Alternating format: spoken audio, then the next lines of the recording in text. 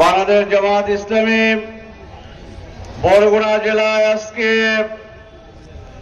বাংলাদেশের অভিনন্দিত নেতা, বাংলাদেশের জনগণের আস্থার প্রতীক, সম্মানিত আমিরে জামাত আজকে এই আকস্মিক সফরে এই পথসভায় উপস্থিত সংগ্রামী বরগুনাবাসী, মঞ্চে উপবিষ্ট সংগ্রামী জামাত নেতৃবৃন্দ, সুধীবৃন্দ, সর্বস্তরের জনগণ, আইন শৃঙ্খলা বাহিনীর জনগণ এবং আমার সামনে উপস্থিত সম্মানিত বরগুনাবাসী, আসসালামু আলাইকুম ওয়া রাহমাতুল্লাহ।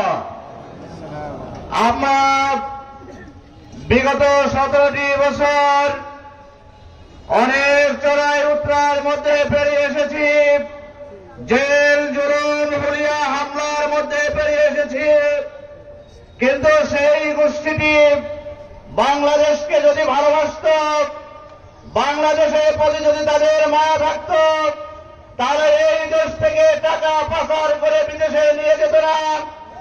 তাই দেশের গরিব লোকের টাকা, গরিব লোকদের আহার তারা অন্য দেশে পাচার করে বাড়ি গাড়ি করেছে, আর আমাদের এই দেশকে লুটপাট করে খেয়েছে।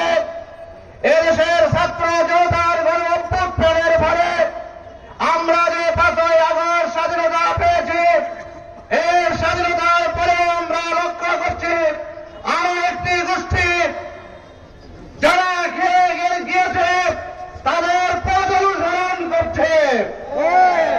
তারা একটি গোষ্ঠী ভারতকে আশ্রয় নিয়েছে, কিন্তু পরবর্তী গোষ্ঠী কোথায় আশ্রয় নেবে তার পথ খুঁজে কিন্তু পাবে না।